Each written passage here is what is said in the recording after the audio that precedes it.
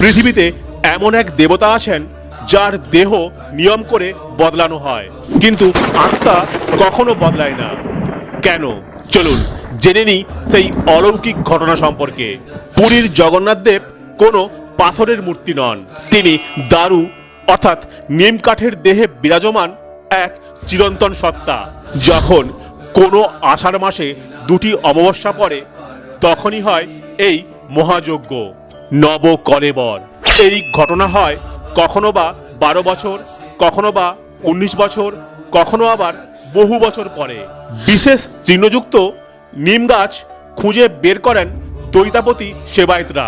সেই কাঠ দিয়েই তৈরি হয় জগন্নাথ, বলভদ্র ও সুভদ্রার নতুন দেহ। কিন্তু সবচেয়ে রহস্যময় মুহূর্ত আসে গভীর রাতে। পুরনো দেহ থেকে নতুন দেহে গোপনে স্থানান্তরিত হয় ব্রহ্ম পদার্থ। এই সময় সেবায়েতের চোখ বাঁধা থাকে। আজও কেউ জানে না ব্রহ্ম পদার্থ আসলে কি। নবকলেবর আমাদের শেখায় দেহ নশ্বর, কিন্তু চেতনা অমর। এই রহস্য আজও অব্যাহত। প্রভু জগন্নাথ আপনার আরাধ্য হলে কমেন্টে জয় জগন্নাথ লিখে যাবেন।